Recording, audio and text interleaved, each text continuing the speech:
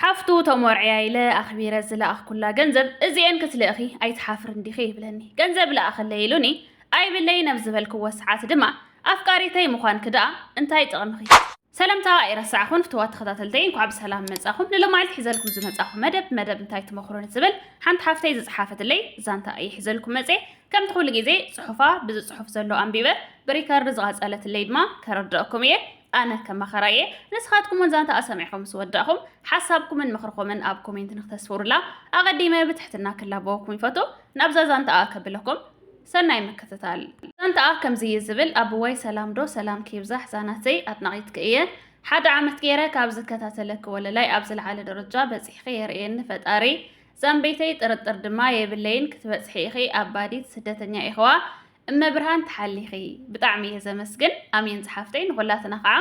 إن أنا بحسابي كأتي قد مشوعات عمت نايف غير حطوط أي غنت أنحهم أنا أحاتينا أيضا اللي كان إليه حاوي أيكونن جن حونت أي بلان شوعات موليو إيو فغرديو أبوا حدا نجرن تخوينس تتأيغيتي خيبلني بزس حاتياتنيا دي يزلخو يبدلو دي يزلخو أنا وين سبعي لن إيو بحدا ودينا إنا حدا معالتون تراخيبنا إنا اتسابعي دما زصالقنا قرشها بالنزبلي وحفتو تمرعيا كلتا ميتر ريال ليخس كلتا ميتر طرح كتلقي إيلوني بالكم انتخوينوس أي هبكان إليه اتن قرشي وحداتيين إيلوني نقانا إيلوني نيشتاي نسرح إليه اندحر زين الرغب انت يلكي إيلوني نعاركوون انت زي تمز خوينا انت إليه إيلو نكيرو كم زي بلك الليلو ريكارد اسمعني قد مسألة استور حز خوني جمع شرطات تحيزة 500 ريال لأخلي إيلوني لإخلو حاقو مسيلني كنكو أي تتحزن عداني إني حجزني إيلوني أي بالليل كبلت اللخو اندحر زي تحجزني أجوخ اندحر زي تبلن خوينكي بحتى خاص أبوغيو إيه زبلني أبوي أبزي حلكي زبزح زمان يتشوعات عامت ملوء زبك زلو إيه تجاني غزلو يبدلو كيهلو مريمن أبوا مشت كخون كلو كم سبيت إيه زبكي أنا انبزبلن مخنيات قدماي هصاني يعدميو كلاين اشتينا عصم شجر اللو عصم كبلك خلهو باريا ويدما أدقيو أنا من ما يمثلن نصنيو بعبيت تنبر جن بطعم إيه زفكرني بستفلا لي من قدي جربيو إيه يفتوني مريمن إذا مسايي زلو كمو تزخوانا لي بينا يعد لي أبي واعي سران 4 ساعات مس أنا كحلفي دس بلو أنا كفيني دبيرو نزخوانا لا يزطفو بحجرو سيفكرني إيه بأنا سنكي مسكن دايتا بايسو إيو أنا بحماق شمين تتلعيلو أبزو صحف زي سفرتو بريكارد غزيلات اللي زلا أحس ربي لك علكم قدمي أجن زي مريغات النزلا أمين صحفتي نسخون وليد كنا مسعامي يبقى أخي يغني اللي دقيمة أز مريغات النزلا مرغاك حالفو سلا زيدا لكم مالتيو أز بعد ودي إلا زلو أفكاريا حصيا قدم مسعام الليلايو حاد قول عزو ولده أفكاري سنورتو سبيو مزاف قاريتو أدو ولاد جماعة كمستفلاليو وياتفلت نيرا أبزو خوانا ساعات كن مسنجر قلبيتو نهاريا تغسطات كمزل أخو كمزل صححافو نايحونت زمسل ملكع كمزي بلو إياريا دويلات الله نزا أدو ولاد جماعة بحونتنا نقرارب زلنا ندراول نتصححافنينا نقرقن بحونتنا إلاتا نسوون بحونتيو إلوا كند مخرط دليلو جين نايحونت زمسل صحفن تغسطاتن أي رأيتن أزي مسنجر قلبيتو أبزر أي ساعات مالتيو سلازي وشطا بداعمي كبير سقاط اللواء كالايد ما كمز الصحافتو حدا بستفال عليه قاطامي أتاليلو جنزبي قبلا بدحريو حاسوت مخانو كومو عينت كونتات كمزي قاطمو تفلت عند جناقعة حافتو مرعيلا بعلى حاسبة أخبيرة كلتا 100 ريال سديدات لا منتاي كلتا 100 ريال راح تسد لا كلتا 100 ريال راح سديد كس إيلو مالت كمزي أي حفرك نديو أي خفدك نديو عينت ملسي بطعم خمز نعاغن كتلأخن كمزي نبر عينت ملسي خمز ملس هلا عندنا جنزب لأخ الليلوا أفت تسقيمو زولته ساعات تلأخن لي خمز سماعكمو أفت زي لأخت له ساعات جن زي تلأخن لي انت خوين كسي انت أيو تغمخي تايدا تغمخي إيه زبلا دقنا خا حنت جزت راح يوم ترخ يوم زلوا بعد مسود لا بدحريو كتسرح سلة تدلي دقيمة مسوق ترخ بيت دلن نيشتي نسرح إلى أكثر الدخلة انتي دا أخجبرك نحر زي تمس خوينكي أيدا ليكن معرم سعارك خوينو زعل ليو زعاركو نحر زي تراخو خوينكم سي أيدا ليكن يلو ريكارد سريد لازلو ካልእ ድማ ምኽሪ ትደልየሉ እዚ 7 ዓመታት ዝኣክል ተጸቢይዋ ዘሎ ወዲ ካብ ኮሮና ሰዓታት ሒዙ እዩ ቅድሚ ንሳ ምሕጻያ ቅድሚ ኩሉ ዓይነት ዝምስሪታቱ ዘላ ህይወት ምምስራታ የፍቅረኪ እናበለ ዝልምና ብድሕሪኡ ምስ ዝብዓዱ ወዲ ኢላ ዘሎ ድማ ኣብ ፌስቡክ ተላልዮም ኣብ ፌስቡክ ብዓዱ ክውድአላ ከሎ እዚ ሕጽያ ናይ ክልቲኦም ፎቶ ገይሩ ናብ ፌስቡክ ፖስት ስለ ዝገበሮ እዚ ዘፍቅራ ወዲ ድማ ርእይዎ መን ኢኻ ንስኻ እንታይ ካያ ኢልዎ ብድሕሪኡ እዚኣ ኣፍቃሪተያ ብዓዲ ድማ ወዲአላ እየ ንስኻ ከመን ኢኻ ንምንታይ ከ ከምዚ ኢልካ ትሓተኒ ምስ በሎ ግን ኣነ ካብ ሰዓት ኮረና ትሒዘ እስካዕ ሕጂ ዘፍቅራ ዘለኹ ዝጽበያ ዘለኹ ወዲየ ኢልዎ ካብ ብድሕሪኡ ክተሃላለኹ ይኽእሉ ቅድሚኡ ግን ኣይፋሉጥን ነይሮም እያ ኢላትኒ ምክንያቱ ተሃላሊኾም ከይኾኑ ዝብል ሕቶ ስለ ዝሓተትክዎ ኣነ ማለት እዩ ካብኡ ከዓ ብዝተፈላለየ ጋጣሚ ንጥቕሚ ቀሪቡ ንኸይኸውን ንጊዜያዊ ቀሪቡ ንኸይኸውን ብዝተፈላለየ ነገር ፈቲነዮ ኩሉ ዝፈተንክዎ ፈተናታት ሓሊፉ ሓቀኛ ኣፍቃሪ ምዃኑ ኣረጋጊፀ ካብዛ ዝፈልጠኒ ሰዓት ዋላ ተሓፅዮ እውን ኣይተቐየረን ቅድሚ ምሕፃየ እውን ኣይተቐየረን ተስፋ ይቆርፅን በቃ የፍቅረኪ እናበለ እዩ ዝልምነኒ ዘሎ ኣነ ድማ በቃ ከብደይ ይበልዐኒ ናይ ዕድመ ፍልሊና ድማ ካብ 5 ክሳብ 6 ይኸውን ኣነ ይሓውየ ማለት ንሳ ወይ ብ5 ዓመት ወይ ብ6 ዓመት ተዓብዮ ማለት እዩ ንሱ ይንእስ እዩ እንድሕር ንስኸ ዘይተቐቢልክኒ ድማ ብሂወት ክነብር ኣይደልን ዓይነት ዘረባታት ኩሉ ግዜ ዝዛረባ እሞ ከም ትፈርሕ ብጣዕሚ ከም ዘሕዝና ነገር ግን ብጣዕሚ ከዓ ከም ትሰግእ ስለዚ እዚ ሓደ እዚ ገንዘብ ተዘሂብክኒ ንፈላለ ዝብላ ዘሎ ብዛዕባኡ ካልኣይ ድማ ብዛዕባ እዚ ብዕድመ ተዓብዮ ዘላ ወለዳ ድማ ኣድግዩ ወይ ድማ ባርያዩ ኢሎም ኣይኸውንን ዝብልዋ ዘለው ብዛዕባኡ መኒኦም ክመርፅ እንታይ ዓይነት ውሳነ ክውስን እዩ ዘሎ እቲ ምኽሪ ትደልየሉ በዚ ኣጋጣሚ ኣነ ክብለክን ዝደሊ ደቂ ኣንስትዮ ኣሕዋተይ ብቐዳምነት ካብ ሂወትክን ክተርሕቑ ካብ ዝግበአክን ክትፈርሕቑ ካብ ዝግበአክን ባህርያት ወዲ ኣብ ጎንኸ ዘሎ ኣፍቃሪ ንቐጻሊ ሓዳር ክገብር ቆልዑ ክወልድ ምስኡ ክነብር እየ ኢልክ ሒዝክዮ ዘለኹ ወዲ እንድሕር ደኣ ከም ዘርእያ ዘሎ ዓይነት ምልክታት ዘርእየክ ኮይኑ እንድሕር ደኣ ምስ ክልተ ኢዱ ክልተ እግሩ ምስ ሙሉእ ዓይነ ብርኪ ዓዲልዎ መንእሰይ ኮይኑ ክሰርሐሉ ክቕየረሉ ኣብ ዝግብኦ ዕድመን ኩነታትን ኮይኑሲ ኢዱን እግሩን ዓፂፉ ካባኸ ዝጽበ ካብ ጓል ዝጽበ ወዲ እንድሕር ደኣ ኮይኑ ክትፈርሕኡ እዩ ዝግበአክን ትክክለኛ ናይ ወዲ ባህርያት ኣብ ዝኾነ ኮሜንት ዝተጻሓፈት ነይራ 70 ገለን ላይክ ዝረኸበት ብዙሓት ዝመለስክናሉ ሪፕሌይ ዝገበርክናሉ ኮሜንት ነይራ ትክክለኛ ኣወዳት እንድሕር ደኣ ኮይናሲ ካብ ጓል ገንዘብ ምጽባይ ማዕረ ክንደይ ውርደት ከም ዝኾነ ንፈልጥ ኢና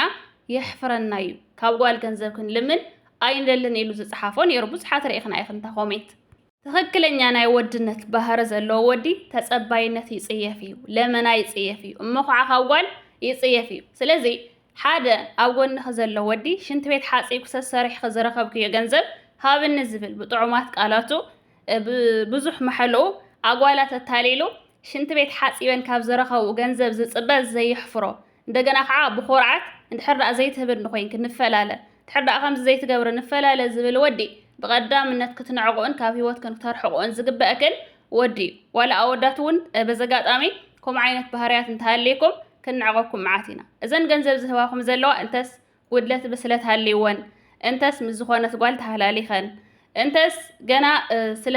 ስለ ዘፍቀረትካ እንድሕር ደኣ ተፈላሊናስ ክነብር ኣይክእልን ዝብል ዓይነት ኣተሓሳስባ ሃልይዋ እምበር ሃብ ገንዘብ እናበልካ ካብ ጓል ትጽበ እንድሕር ደኣ ኮይንካ ንሳ ሰሪሓ ተጸባይነት ተጸይፋ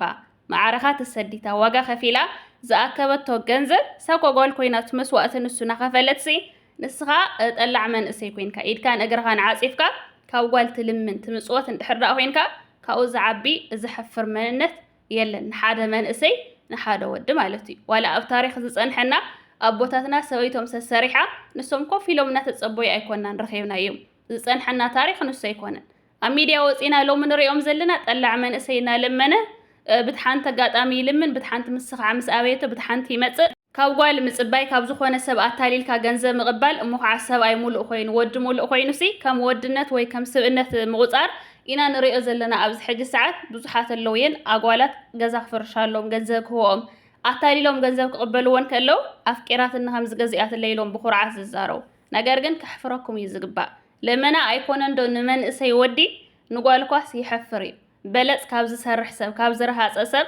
ርሃጽ ናይ ሰብ ተበሊጽካ ለሚንካ ኣታሊልካ ምውሳድ ንጓል እውን ይሕፍር እዩ ንኹሉ ሰብ ዝሕፍር መንነት ዝሕፍር ተግባር እዩ ስለዚ ክትሓፍሩ ይዝግበአኩም ካብ ጓል እታሊልካ ምውሳድ ከምኡ ዝሕፍር ሕማቕ ተግባር የለን ስለዚ ወዲ እንድሕር ኮንካ ካብ ለሚንካ ትረኽቦ ብዙሕ ቅርሺ ፅዒርካ ሊስትሮ ፀሪካ ንእሽተይ ትረኽባ ፍርቂ ሳንቲም ንድራር ዕለትካ ትኸውን ሳንቲም ንሳ እያ ክተኹርዓካ ዝግባእ በዚ ኣጋጣሚ ኣነ ብጣዕሚ ካብ ዘድንቆ ወዲ ካብ መዓተ ሽሓት ለሚኑ ተመፅዊቱ ዝእክብ ወዲ እታ ዝነኣሰት ጫማ ወልውሉ እታ ዝነኣሰት ገንዘብ ረኺቡ ንፅህቲ ናይ ረሃፁ ንእሽተይ ሳንቲም ኣብ ጅብኡ ዝሕዝ ንሳ ሒዙ ገዝኡ ዝኣቱ ወዲ እየ ኣነ ዘኽብር ከምኡ ዓይነት ወዲ እንድሕር ሃልዩ ኣብ ሂወትኪ ፅባሕ ንኮ ስእነት ንስኽን ንሱን ተሓጋጊዝኩም ፅዒርኩም ትቐርፍዎ ኢኹም ስእነት ናይ ጅባ ይቐረፍ እዩ ፃዕራም ተኾይኑ እንድሕር ደኣ ለማኒ ኮይኑ ለመና ዝድንቕ ለመና ዝለመደ ወዲ እንድሕር ደኣ ኮይኑ ግን ፅባሕ ንኮ ከም ገለ ኢሉ ገንዘብ ሒዙልክ ተኣትዩ ኳስ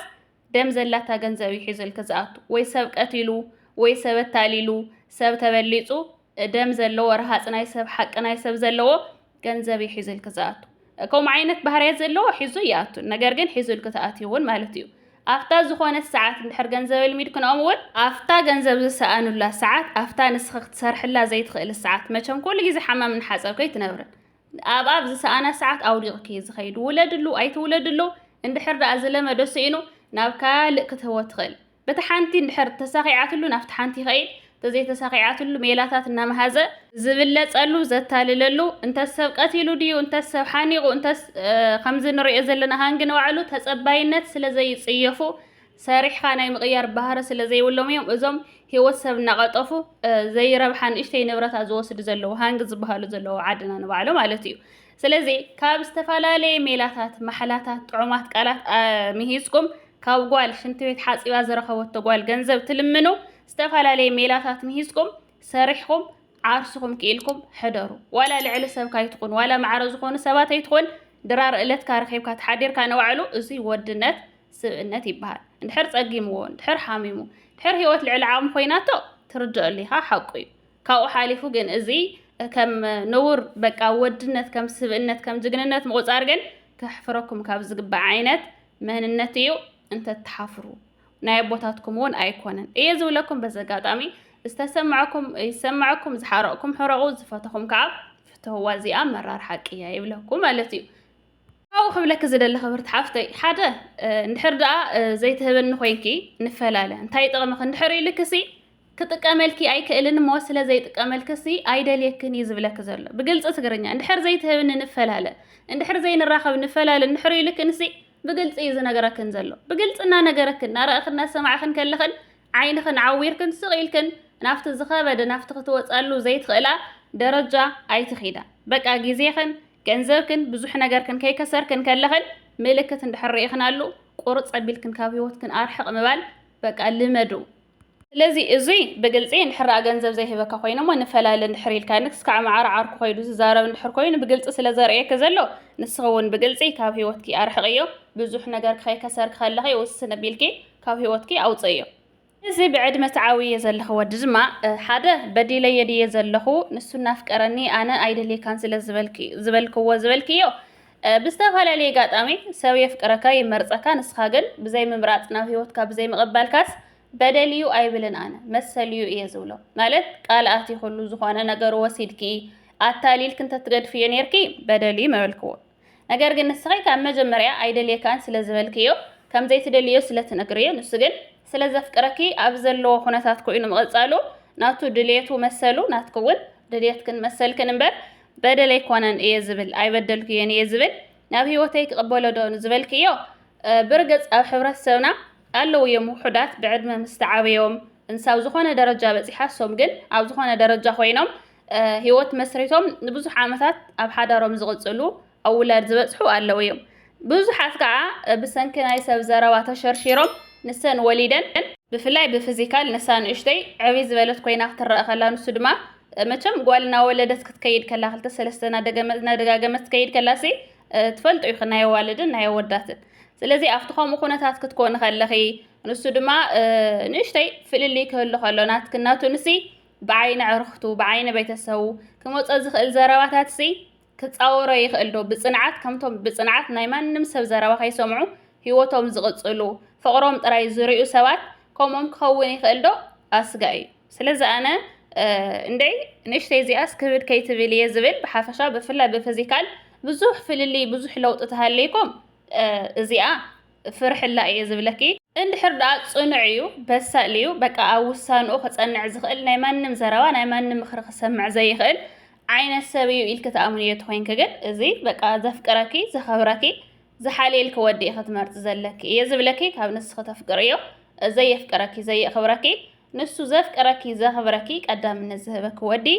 ኢኺ ናብ ህይወትኪ ክትቅበል ዘለኪ እየ ዝብለኪ ክብርቲ ሓፍተይ ንሎም መዓልቲ ዝነበረትና ጻንሒት እዚኣ እያ ትመስል ኣብ ቀጻሊ ቪድዮ ክስካዕ ንራኸብ ሰሰናይ ንዓኹም ባይ ባይ